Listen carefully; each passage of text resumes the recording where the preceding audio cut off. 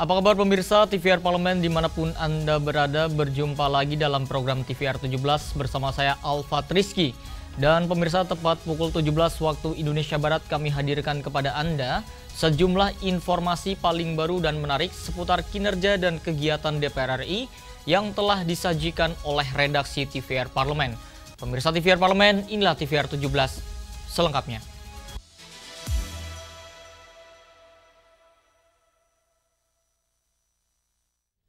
Pemirsa, Ketua Komisi 2 DPR RI Rifki Nizami Karsayuda menjelaskan desain penataan daerah seharusnya menjadi agenda prioritas nasional mengingat dampak jangka panjang terhadap fiskal negara dan kinerja pemerintahan di tingkat lokal. Belum selesainya peraturan teknis dari pemerintah pusat terkait penataan wilayah membuat Komisi 2 DPR RI belum dapat memproses usulan pembentukan daerah otonomi daerah baru. Mengingat regulasi tersebut menjadi kunci dalam menentukan syarat, indikator, dan skema pembentukan maupun penggabungan daerah di seluruh Indonesia. Ketua Komisi 2 DPR RI Rifki Nizami Karsayuda menjelaskan, desain penataan daerah seharusnya menjadi agenda prioritas nasional, mengingat dampak jangka panjang terhadap fiskal negara dan kinerja pemerintahan di tingkat lokal. Langkahnya satu, kami masih menunggu dari pemerintah untuk menyampaikan draft peraturan pemerintah terkait dengan desain besar penataan daerah di Indonesia. Dengan adanya PP tersebut yang merupakan kewajiban dari Undang-Undang Nomor 23 Tahun 2014, kita akan bisa melihat formula nanti, ya, apa yang menjadi indikator pembentukan daerah otonomi kita di Indonesia. Nah, kita mengenal dua istilah di Indonesia ini, ada pemekaran dan penggabungan daerah. Jadi kalau memang daerahnya kurang baik, PAD-nya nggak naik-naik, bikin susah, ya kita mungkin akan prakarsanya penggabungan. Jadi jangan cuma semangat melahirkan anak. Nah karena itu anak-anak ini, daerah-daerah ini harus kita didik agar memiliki kemandirian ekonomi yang baik. Nah itu concern kami di Komisi 2 DPR RI. Meskipun beberapa provinsi termasuk Maluku Utara mengajukan pembentukan wilayah administratif baru, DPR RI belum akan membahasnya satu persatu sebelum ada kejelasan regulasi yang bersifat nasional dan menyeluruh. Dari Maluku Utara, Nur Fuad, TVR Parlemen, melaporkan. Menyoroti kenaikan harga beras, anggota Komisi 4 DPR RI Firman Subagio mendesak peningkatan koordinasi antar kementerian dalam menyelesaikan persoalan distribusi, kualitas, dan harga beras yang beredar di pasaran, termasuk melalui penguatan peran Bulog. Anggota Komisi 4 DPR RI Firman Subagio mendesak peningkatan koordinasi antar kementerian dalam rangka menyelesaikan persoalan distribusi, kualitas, dan harga beras yang beredar di pasaran. Untuk itu diperlukan penguatan peran Bulog dalam perbaikan sistem penyerapan beras petani dan penyalurannya. Badan Pusat Statistik mencatat tren peningkatan yang konsisten pada pekan pertama Juli tercatat 148 kabupaten kota mengalami kenaikan harga beras. Melihat kondisi ini, Firman menilai ada kekeliruan terhadap sistem penyerapan beras maklon yang dilakukan oleh Bulog, di mana biaya produksi lebih tinggi dan potensi penurunan kualitas beras kerap menjadi persoalan. Bahwa transformasi Bulog itu menjadi salah target untuk mendukung stabilitas harga pangan. Nah, konsep Presiden itu sangat benar, Bulog dikembalikan di era seperti Pak Harto dulu. Sebagai buffer stock dan penyangga harga, dan kalau perlu, perkuat lagi menjadi Menteri Pangan dan Kabulog.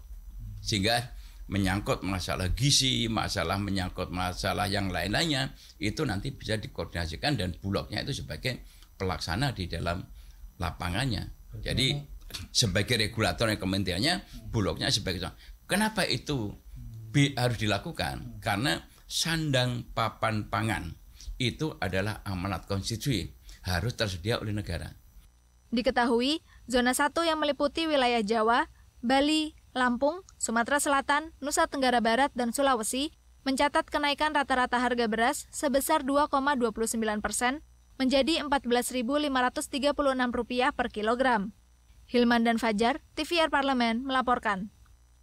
Ketua Komisi 13 DPR RI Willy Aditya menegaskan pentingnya percepatan pembahasan dan pengesahan rancangan Undang-Undang Masyarakat Hukum Adat yang merupakan wujud nyata dalam menjaga akar sejarah dan jati diri Republik Indonesia. Ketua Komisi 13 DPR RI Willy Aditya menegaskan pentingnya percepatan pembahasan dan pengesahan rancangan Undang-Undang Masyarakat Hukum Adat. Menurutnya, undang-undang ini merupakan wujud nyata dalam menjaga akar sejarah dan jati diri Republik Indonesia. Willy menyoroti tantangan besar yang dihadapi masyarakat adat di tengah ekspansi modal, investasi, dan industrialisasi. Willy mencontohkan Bali sebagai model ideal di mana kemajuan pariwisata tetap berjalan berdampingan dengan kuatnya eksistensi masyarakat desa adat. Namun, ia menyayangkan hal serupa belum terjadi di sektor-sektor lain seperti pertambangan dan perkebunan.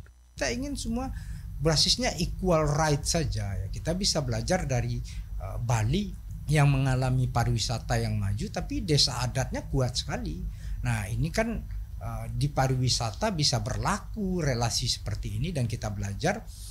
Kenapa di tambang, di perkebunan ini tidak terjadi sesuai dengan harapan kita? Justru mereka kehilangan ruang hidup mereka, konflik agraria, konflik hak ulayat menjadi sangat tinggi.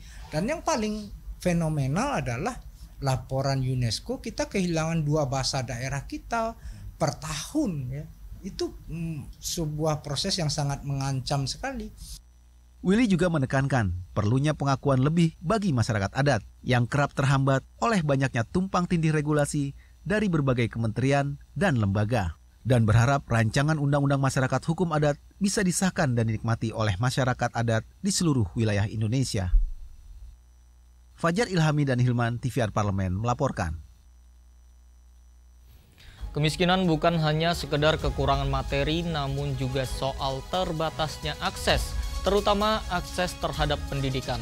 DPR RI memandang sekolah rakyat bukan hanya sekedar alternatif pendidikan, namun sebagai salah satu upaya pengentasan kemiskinan struktural yang masih membelenggu banyak daerah.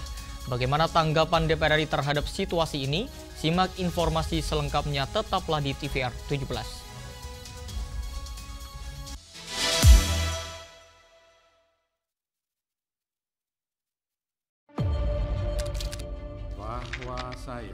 Bahwa saya demi Allah saya bersumpah dan seadil-adilnya periode keanggotaan DPR RI hingga saat ini, yaitu terdapat 126 undang-undang yang telah selesai dibahas DPR RI. Terima kasih rekan Elisa dan juga Danira. Pemirsa,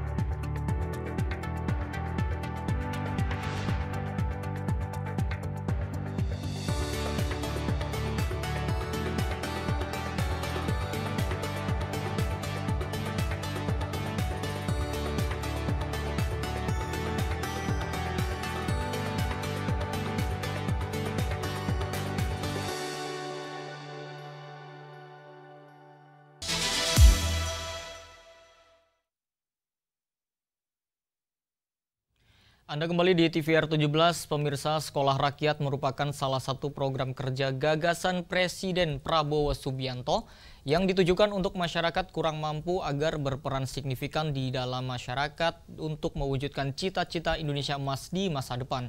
Melalui fungsi legislasi, anggaran, dan juga pengawasan, DPR RI mendorong kebijakan yang inklusif dan berpihak pada rakyat kecil demi masa depan yang lebih merata, berdaya, dan juga bermartabat.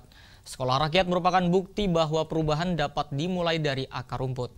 Simak liputan mendalam yang telah dikemas oleh tim redaksi TVR Parlemen dalam segmen Lensa Parlemen berikut ini.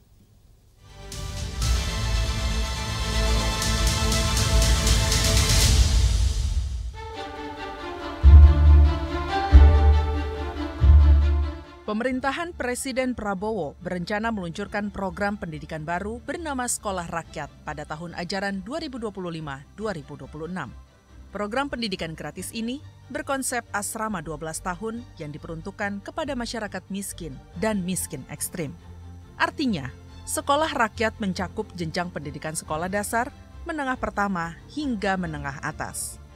Kementerian Sosial berperan sebagai pihak yang bertanggung jawab terhadap pelaksanaan program Sekolah Rakyat, mengingat program ini memiliki tujuan sosial untuk mengentaskan kemiskinan. Oleh karenanya, ada beberapa aspek utama yang menjadi pembeda Sekolah Rakyat dengan sekolah pada umumnya. Kurikulum Sekolah Rakyat berfokus pada penguatan keterampilan khusus, karakter, dan kepemimpinan. Tenaga pengajarnya berasal dari 60.000 lulusan pendidikan profesi guru yang tidak berstatus aparatur sipil negara. Sekolah Rakyat juga diproyeksikan untuk menjangkau daerah pelosok. Sekolah Rakyat dengan konsep asrama juga akan dilengkapi fasilitas penunjang pendidikan hingga makan gratis.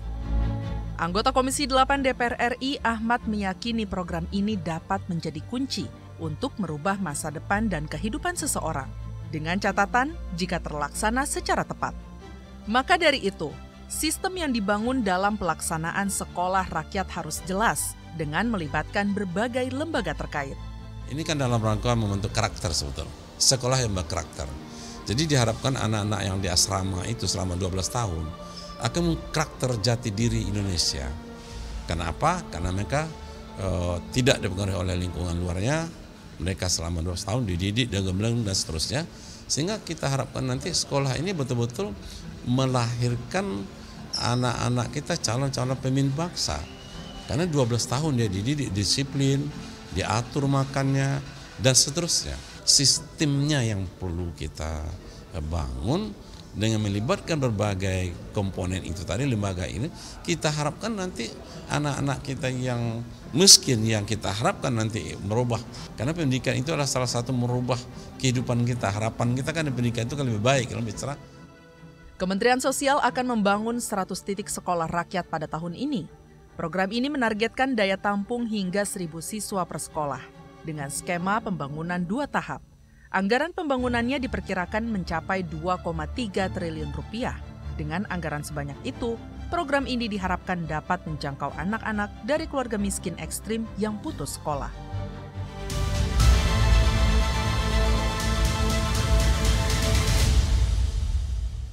Pemirsa, penguatan profesionalitas penyelenggara pemilu kembali menjadi sorotan utama dalam pelaksanaan pemungutan suara ulang pasca Pilkada 2024.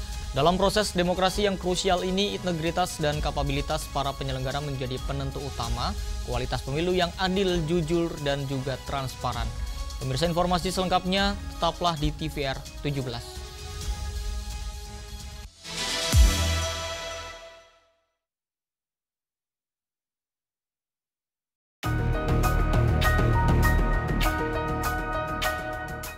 Indonesia saat ini mengalami situasi darurat sampah. Setiap tahunnya jutaan ton sampah bertambah tanpa pengelolaan yang memadai. Di tengah situasi krisis lingkungan ini yang menjadi pertanyaan penting, apakah pendidikan Indonesia sudah memberikan bekal yang cukup kepada generasi muda dalam mengelola sampah? Ada 34 juta ton lebih sampah di Indonesia yang dihasilkan dari berbagai sektor. Tapi pengelolaannya belum memadai ya, Pak? Sama sekali tidak memadai. Undang-Undang nomor 18 tahun 2008 ya, itu sudah 17 tahun, tetapi hasilnya tidak nampak. Dimotivasi sesungguhnya untuk kesejahteraan manusia, namun karena tata caranya dan literasinya yang lemah, menyebabkan yang bermanfaat awalnya justru kemudian menjadi masalah. Mau menggunakan teknologi setinggi langit pun, kalau manusia tidak mau memilah, kalau warga tidak mau memilah, pokoknya di hilir itu penuh, TPA akan penuh. Hanya di TVR Parlemen. Yuk kita kenalan dengan anggota DPR RI periode tahun ini. Dari depan kursi, di balik kursi, gini, di balik kursi. Aku ingin menjadi sesuatu yang mungkin bisa kau rindu. Asap kahiji, rukun sakabehna, gitulah pokok nama. Semakin penasaran kan bagaimana kiprah karir politiknya? Hanya di TVR Parlemen.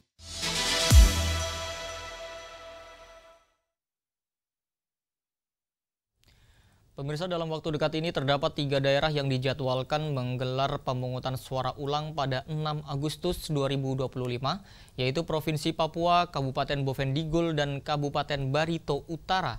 KPU dan Bawaslu diminta profesional dalam penyelenggaraan PSU tersebut. Untuk selengkapnya, berikut laporan rekan kami Vincent Aldi dari Gedung DPR RI, Senayan, Jakarta. Silakan Vincent. Baik, bisa TVR Parlemen dimanapun Anda berada terkait putusan MK untuk sengketa Pilkada 2024, sebanyak kurang lebih 25 daerah diputuskan untuk melaksanakan pemungutan suara ulang. Dimulai sejak 22 Maret pemirsa hingga 23 nanti sesuai dengan kesiapan dari daerah masing-masing. Dan pemirsa, PSU saat ini sudah tersisa Papua dan juga Kalteng, dan Pilkada ulang yang bukan teknis dari PSU sendiri akan dilaksanakan di Pangkal Pinang dan juga Bangka Belitung karena kotak kosong yang menang.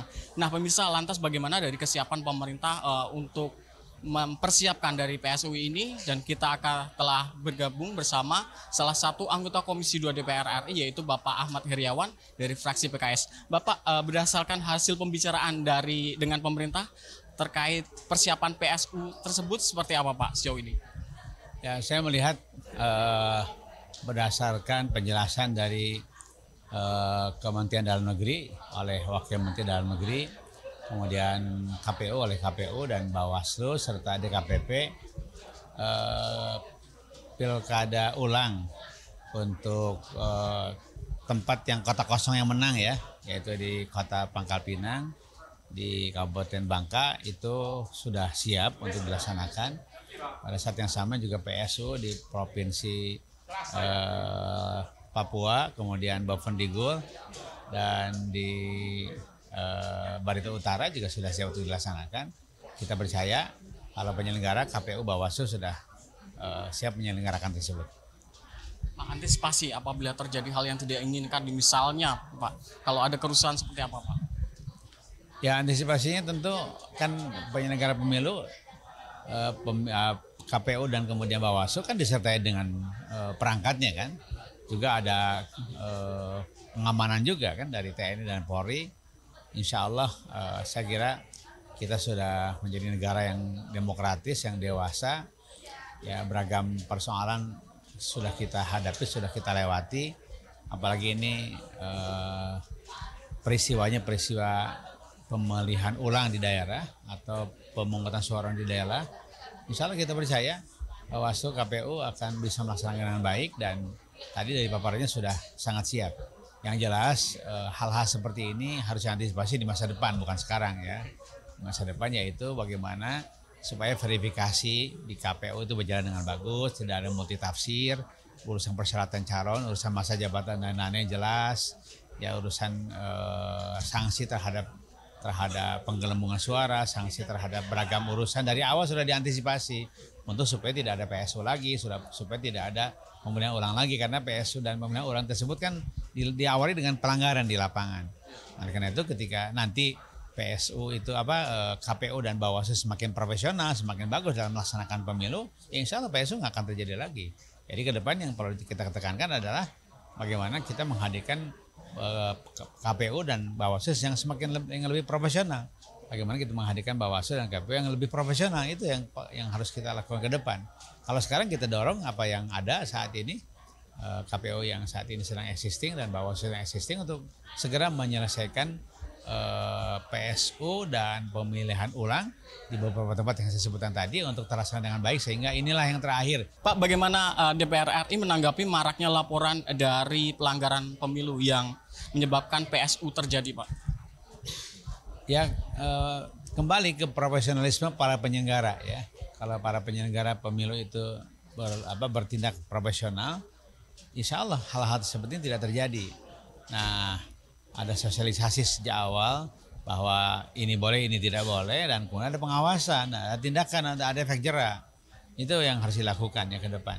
Karena itulah kata kunci ke depan adalah profesionalisme KPU dan Bawaslu serta fakta-fakta mendukung lainnya. Dan yang kedua, penegakan hukum yang jelas supaya ada efek jera. Dan yang tentu saja ini harus dilakukan semenjak awal, preventif awalnya ya. Jadi tindakan preventif sejak awal. Kemudian ya ketika itu dilakukan insya Allah paling tidak meskipun tidak selesai seluruhnya akan sangat kecil kemungkinan terjadi pelanggaran-pelanggaran tersebut. Terima kasih banyak Bapak, selamat bertugas kembali. Baik pemirsa, demikianlah wawancara saya dengan Bapak Ahmad Heriawan dan terima kasih atas perhatian Anda. Saya kembalikan ke rekan saya di studio. Selanjutnya pemirsa, apa saja yang menjadi sorotan di media online nasional pada hari ini? Usai jeda tetaplah di TVR 17.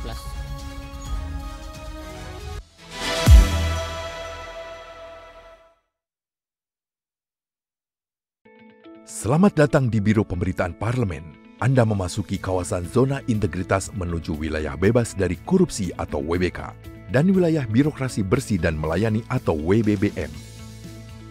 Biro Pemberitaan Parlemen berkomitmen penuh untuk mewujudkan wilayah bebas korupsi dan wilayah birokrasi bersih dan melayani. Komitmen kami, pejabat dan jajaran memiliki komitmen tinggi untuk mewujudkan WBK dan WBBM melalui reformasi birokrasi, khususnya dalam hal pencegahan korupsi dan peningkatan kualitas pelayanan publik. Kedua, bebas dari korupsi dengan terwujudnya wilayah bebas korupsi atau WBK, yang artinya bebas dari KKN, gratifikasi dan dari segala bentuk pungutan liar atau pungli. Terakhir, pelayanan prima dengan terwujudnya wilayah birokrasi bersih melayani, yaitu dengan meningkatnya kualitas pelayanan publik dan tercapainya kepuasan masyarakat terhadap pelayanan.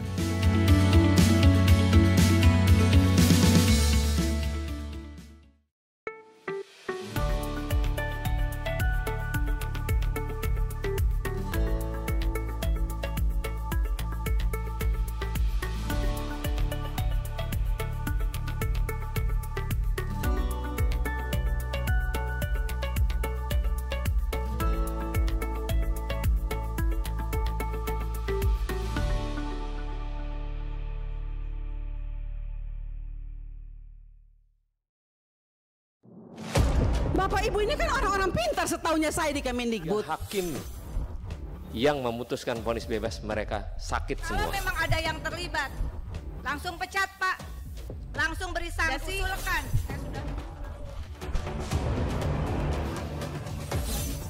Saksikan dari ruang sidang hanya di TVR Parlemen.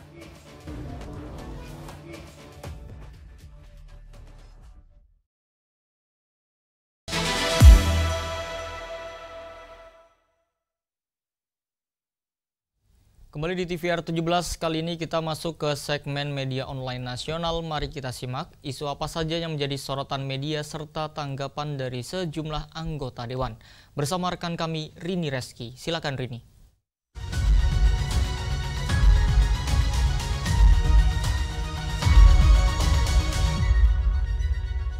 Terima kasih rekan Alfat dan selamat sore pemirsa. Kita masuk ke segmen media online. Berita pertama yang menjadi headline di media online pada hari ini yaitu pemirsa, Komisi 10 DPR RI, studi tur semestinya diperbolehkan sepanjang edukatif. Kita lihat di layar kaca. Baik pemirsa, di sini Wakil Ketua Komisi 10 DPR RI yaitu Lalu Hadrian Irvani menyoroti polemik kebijakan pelarangan kegiatan studi tur oleh Gubernur Jawa Barat yaitu Deddy Mulyadi pemirsa. Tentunya kegiatan studi tur semestinya tetap dapat dilakukan selama memenuhi 3 syarat utama, yaitu memiliki nilai edukasi, tidak memberatkan orang tua, dan juga memberikan manfaat nyata bagi peserta didik. Di sini keputusan pelarangan studi tur tidak dijalankan sepenuhnya oleh sejumlah pemerintah daerah tingkat bupati dan juga wali kota. Karena adanya perbedaan pendapat terkait hal ini, di sini DPR RI dan juga mengingatkan bahwa studi tur harus disesuaikan dengan kondisi ekonomi orang tua dan juga tidak boleh menjadi ajang komersialisasi, di mana sekolah diminta koordinasi dengan komite dan juga dinas pendidikan dalam perencanaan kegiatan, serta menyusun indikator yang jelas dan juga transparan. Di sini juga DPR RI mendorong seluruh pemangku kebijakan, baik di tingkat pusat, provinsi maupun daerah, untuk mengedepankan prinsip kolaborasi dan juga komunikasi terbuka dalam merumuskan kebijakan pendidikan. Terlebih, sektor pendidikan merupakan sektor strategis yang menyentuh langsung kehidupan keluarga dan juga masa depan bangsa.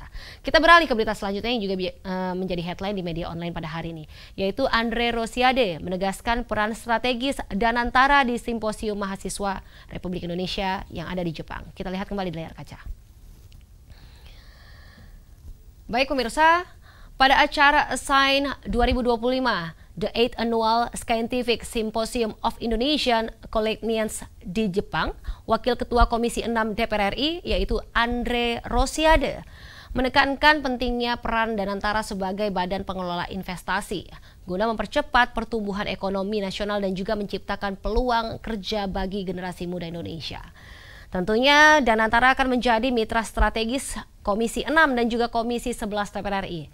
Sejalan dengan arahan Presiden Prabowo Subianto, tentunya keberadaan Danantara diharapkan dapat memperkuat ekosistem investasi yang transparan dan juga tepat sasaran, sekaligus mendorong hilirisasi industri nasional seperti timah, bauksit dan juga nikel.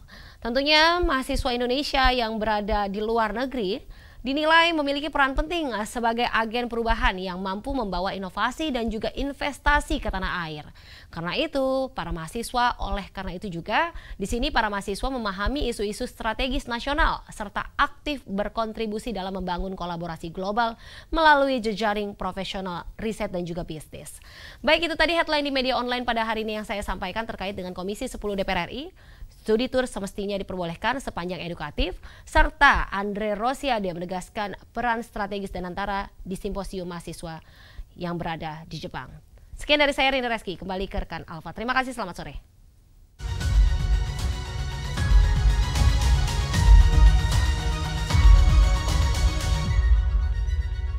Baik, terima kasih rekan Rini yang telah menyampaikan sejumlah update sorotan dari media online nasional pada hari ini. Segmen media online tadi sekaligus menutup program TVR 17 edisi sore hari ini. Saya Alfa Rizky beserta seluruh kru TVR Parlemen yang bertugas mengucapkan terima kasih dan pamit undur diri dari hadapan Anda. TVR Parlemen, referensi Indonesia.